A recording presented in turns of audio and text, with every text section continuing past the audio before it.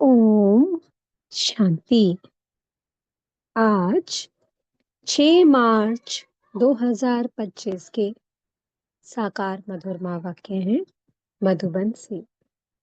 आज मीठे बाप दादाजी ने कहा, मीठे बच्चे, जैसे तुम आत्माओं को ये शरीर रूपी सिंहासन मिला है, ऐसे बाप भी इस दादा के सिंहासन पर विराजमान है।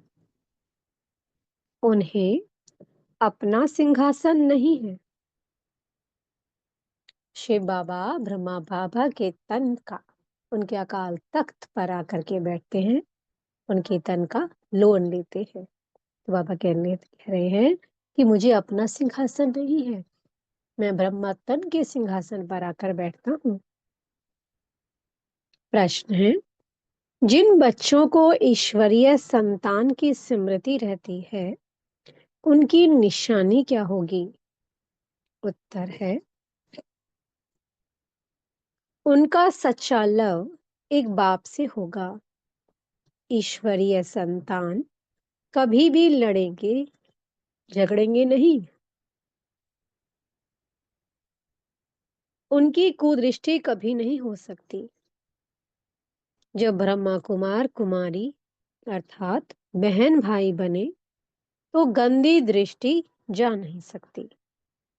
अगर बाबा का बच्चा बुद्धि में ये बात रखे कि मैं ब्रह्मा कुमार हूँ, मैं ब्रह्मा कुमारी हूँ और हम सब आपस में भाई बहन हैं, तो बाबा ने कहा अगर ये भान रहे, बुद्धि में हमेशा ये बात रहे, तो कभी भी कुदृष्टि नहीं जा सकती, कभी भी कोई गंदे ख्यालात नहीं आ सकते। गीत चला है, छोड़ भी दे आकाश सिंहासन। ओम शांति। अब बच्चे जानते हैं, बाबा ने आकाश सिंहासन छोड़कर अब दादा के तन को अपना सिंहासन बनाया है। वह छोड़कर यहाँ आकर बैठे हैं। ये आकाश तत्व तो है जीवात्माओं का सिंहासन। आत्माओं का सिंहासन है वह मैं तत्व, जहां तुम आत्माएं बिगर शरीर रहती थी। जैसे आकाश में सितारे खड़े हैं ना, वैसे तुम आत्माएं भी बहुत छोटी छोटी वहां रहती हो। आत्मा को दिव्य दृष्टि बिगर देखा नहीं जा सकता। तुम बच्चों को अभी ये ज्ञान है। जैसे स्टार कितना छोटा है, वैसे आत्माएं भी बिंदी मिसल हैं। अब बाप ने सिंहासन तो छोड़ दिया है। बाप कहते हैं, तुम आत्माएं भी सिंहासन छोड़कर यहाँ इस शरीर को अपना सिंहासन बनाती हो। मुझे भी जरूर शरीर चाहिए। मुझे बुलाते ही हैं पुरानी दुनिया में। गीत है ना, दूर देश का रहने वाला आया देश पर आए।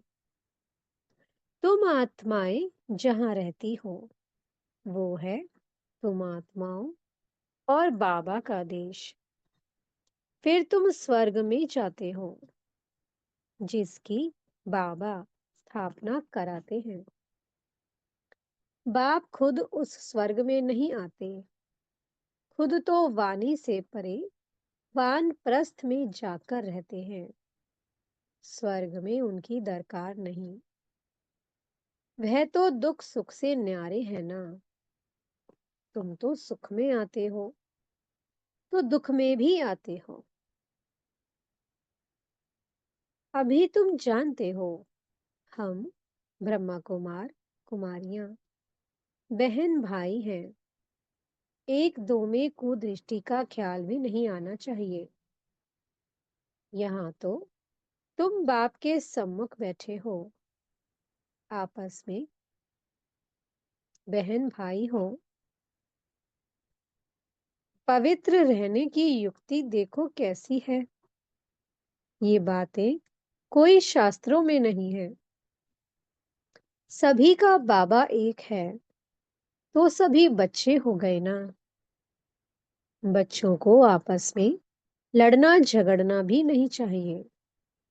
इस समय तुम जानते हो, हम ईश्वरीय संतान हैं। पहले आसुरी संतान थे, फिर अब संगम पर ईश्वरीय संतान बने हैं। फिर सतयुग में दैवीय संतान होंगे।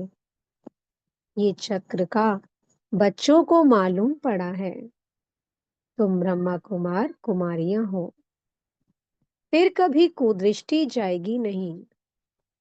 सतयुग में कुदृष्टि होती नहीं। कुदृष्टि रावण राज्य में होती है। तुम बच्चों को सिवाय एक बाप के और कोई की याद नहीं रहनी चाहिए। सबसे जास्ती एक बाप से लव हो जाए। मेरा तो एक शिव बाबा, दूसरा न कोई। बाप कहते हैं, बच्चे अभी तुमको शिवालय में चलना है। शिव बाबा स्वर्ग की स्थापना कर रहे हैं। आधा कल्प रावण राज्य चला है, जिससे दुर्गति को पाया है। रावण क्या है, उसको जलाते क्यों हैं, ये भी कोई नहीं जानते। शिव बाबा को भी नहीं जानते। जैसे देवियों को सजा करके पूजा करके डुबोते हैं, शिव बाबा का भी मिट्टी का लिंग बनाए, पूजा आदि कर फिर मिट्टी मिट्टी में मिला देते हैं। वैसे रावण को भी बनाकर फिर जला देते हैं। अब समझते कुछ भी नहीं है कि जितनी पूजा की देवियों की, और फिर उनको हम पानी में डुबो रहे हैं, पैर लगा लगा के डुबोते हैं। तो उस समय कहाँ चली जाती हैं सबकी भावनाएं, क्योंकि बुद्धि में ये सब बातें आती ही नहीं है, कुछ समझते नहीं है। कहते भी हैं, अभी रावण राज्य है, राम राज्य स्थापन होना है। गांधी भी राम राज्य चाहते थे, तो इसका मतलब रावण राज्य है ना। जो बच्चे इस रावण राज्य में काम चिता पर बैठ जल गए थे, बाप आकर फिर से उन पर ज्ञान वर्षा करते हैं, सबका कल्याण करते हैं। जैसे सूखी जमीन पर बरसात पड़ने से घास निकल आता है ना, तुम्हारे पर भी ज्ञान की वर्षा न होने से कितने कंगाल बन गए थे। अभी फिर ज्ञान वर्षा होती है, जिससे तुम विश्व के मालिक बन जाएंगे। भल तुम बच्चे ग्रस्त व्यवहार में रहते हो, परंतु अंदर में बहुत खुशी रहनी चाहिए। जैसे कोई गरीब के बच्चे पढ़ते हैं, तो पढ़ाई से बैरिस्टर आदि बन जाते हैं। वो भी बड़ों बड़ों के साथ बैठते हैं, खाते पीते हैं। भीलनी की बात भी शास्त्रों में है ना। तुम बच्चे जानते हो, जिन्होंने सबसे जास्ती भक्ति की है, वही सबसे जास्ती ज्ञान आकर लेंगे। सबसे जास्ती शुरू से लेकर तो हमने भक्ति की है, फिर हमको ही बाबा स्वर्ग में पहले पहले भेज देते हैं। ये है ज्ञान युक्त यथार्थ बात। बरोबर हम ही सो पूज्य थे, फिर सो पुजारी बनते हैं, नीचे उतरते जाते हैं। बच्चों को सारा ज्ञान समझाया जाता है। इस समय ये सारी दुनिया नास्तिक है, बाप को नहीं जानती, नेति नेति कह देते हैं। आगे चलकर ये सन्यासी आदि सब आकर आस्तिक जरूर बनेंगे। कोई एक सन्यासी आ जाए तो भी उन पर सभी विश्वास थोड़े करेंगे। कहेंगे, इन पर बीके ने जादू लगाया है। उनके चेले को गद्दी पर बिठाए उनको उड़ा देंगे। ऐसे बहुत सन्यासी तुम्हारे पास आए हैं, फिर गुम हो जाते हैं। ये है बड़ा वंडरफुल ड्रामा। अभी तुम बच्चे आदि से लेकर अंत तक सब जानते हो।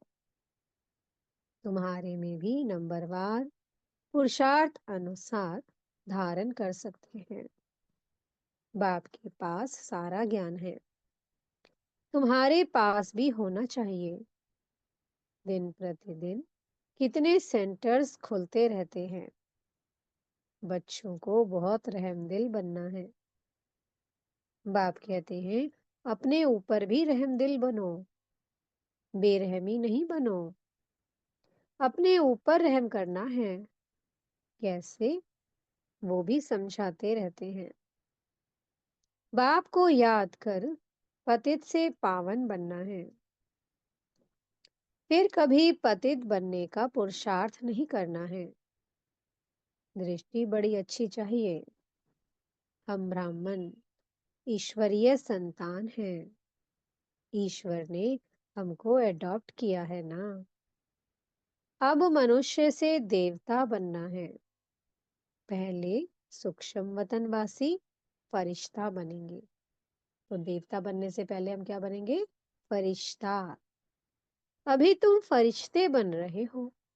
सूक्ष्म वतन का भी राज बच्चों को समझाया है।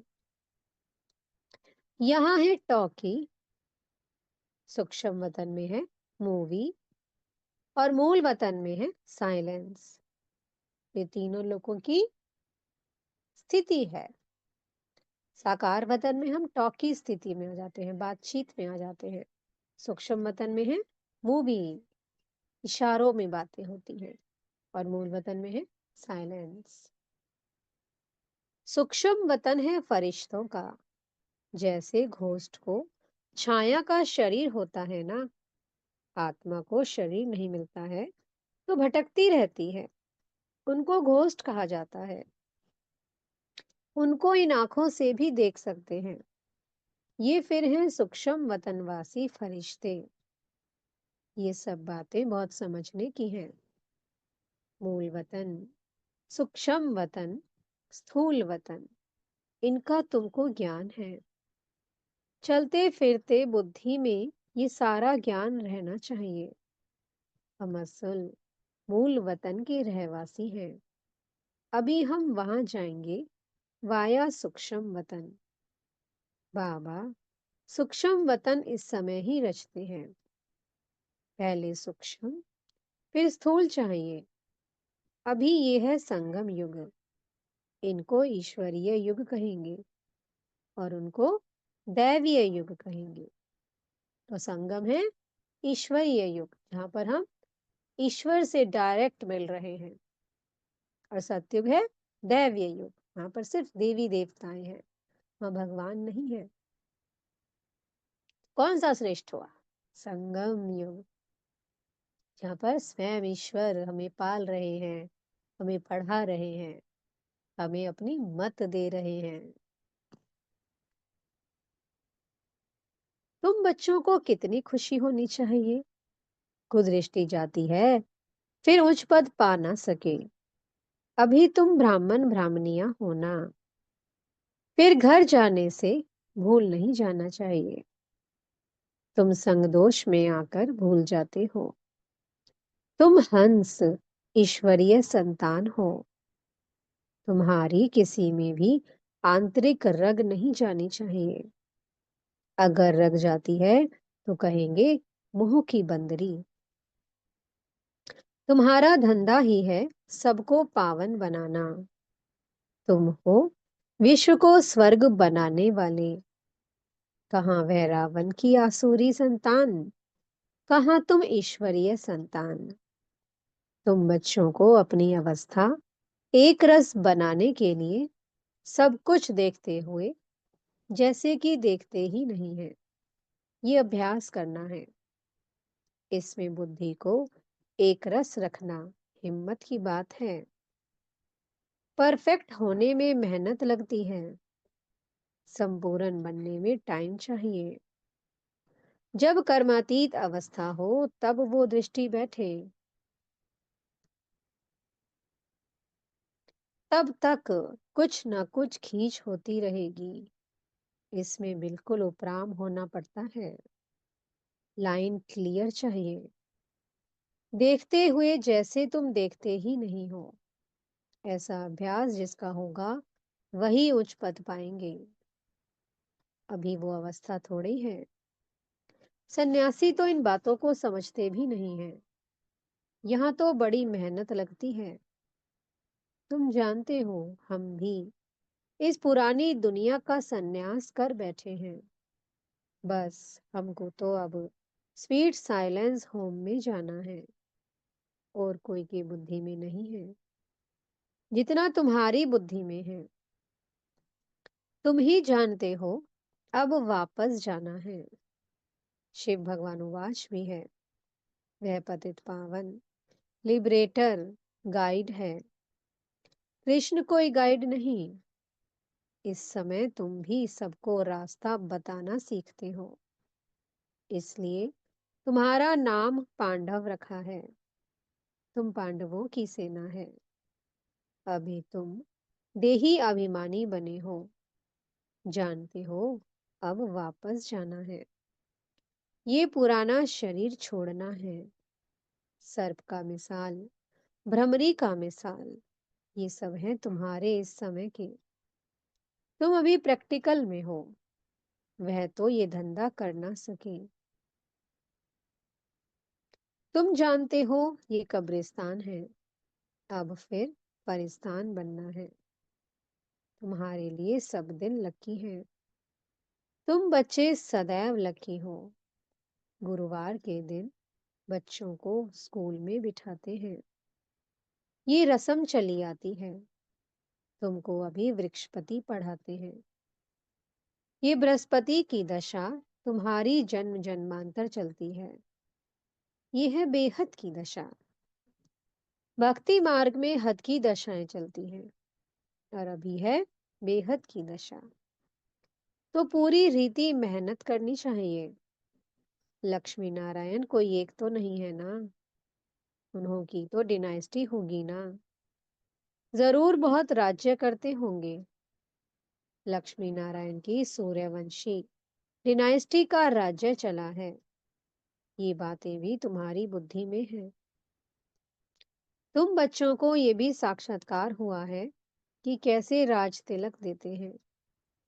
सूर्यवंशी फिर चंद्रवंशी को कैसे राज्य देते हैं। माँ बाप बच्चे का पांव धोकर राज तिलक देते हैं, राज्य भाग्य देते हैं। ये साक्षात्कार आदि सब ड्रामा में नोंद है। इसमें तुम बच्चों को मूंझने की दरकार नहीं है। तुम बाप को याद करो, स्वदर्शन चक्रधारी बनो और दूसरों को भी बनाओ। तुम हो ब्रह्मा मुख वंशावली, स्वदर्शन चक्रधारी, सच्चे ब्राह्मण। शास्त्रों में स्वदर्शन चक्र से कितनी हिंसाएं दिखाई हैं। अभी बाप तुम बच्चों को सच्ची गीता सुनाते हैं।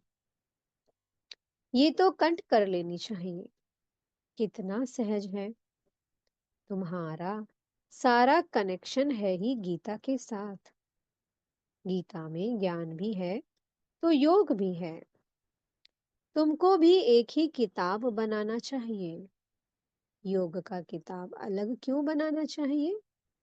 परंतु आजकल योग का बहुत नामाचार है, इसलिए नाम रखते हैं ताकि मनुष्य आकर समझे।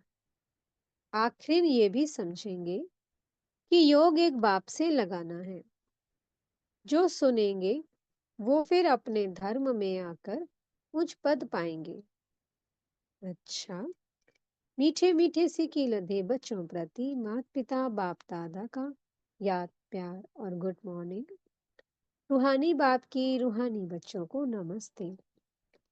हम रूहानी बच्चों की मीठे रूहानी बाप दादाजी को बहुत बहुत याद प्यार, गुड मॉर्निंग और नमस्ते। धारणा के लिए मुख्य सार है। पहला पॉइंट, अपने ऊपर आपे ही रहम करना है। अपनी दृष्टि बहुत अच्छी, पवित्र रखनी है।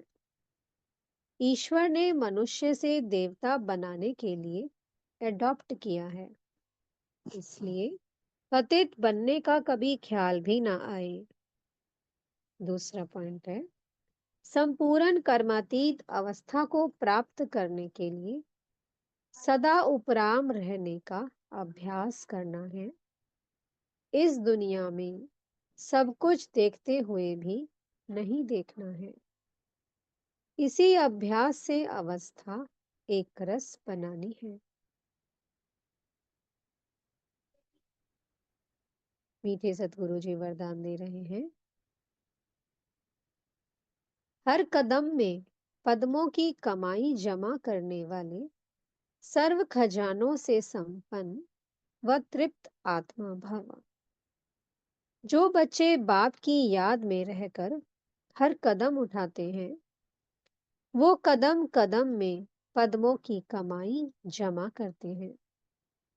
इस संगम पर ही पद्मों के कमाई की खान मिलती है। संगम युग है जमा करने का युग। अभी जितना जमा करना चाहो उतना कर सकते हो। एक कदम अर्थात एक सेकंड भी बिना जमा के ना जाए, अर्थात व्यर्थ ना हो। सदा भंडारा भरपूर हो। अप्राप्त नहीं कोई वस्तु ब्राह्मणों के खजाने में।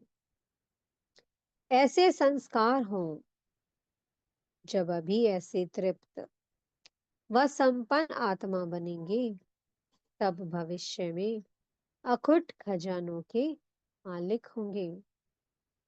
स्लोगन है, कोई भी बात में अपसेट होने की बजाय नॉलेजफुल की सीट पर सेट रहो।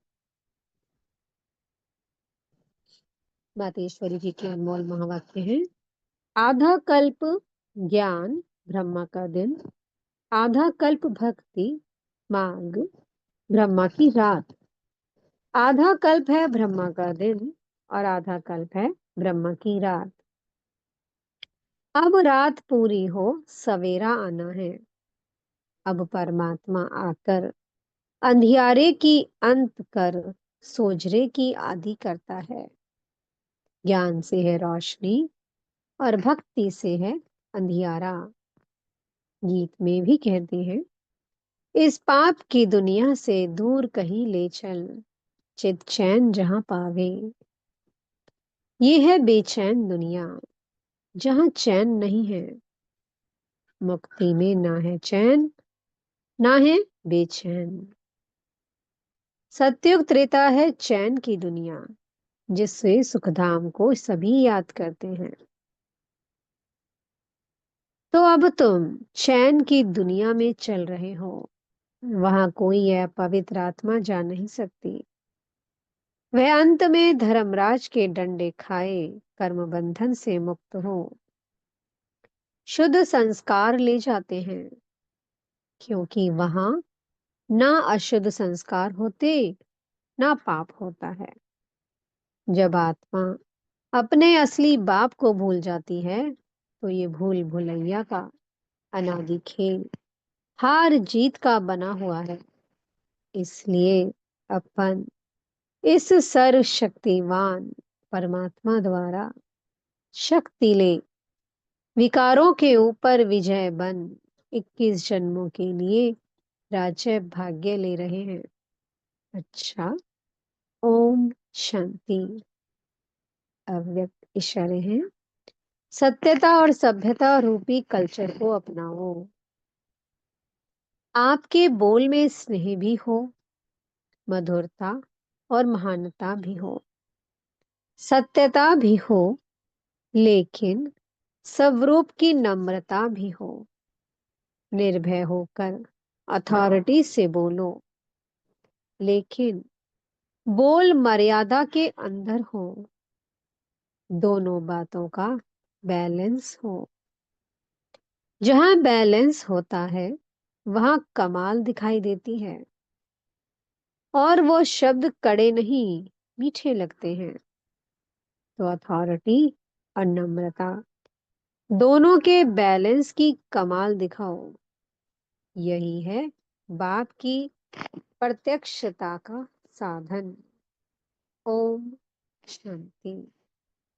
बहुत बहुत शुक्रिया प्यारे प्यारे हमारे मीठे मीठे बाप दादा जी का। ओम शांति।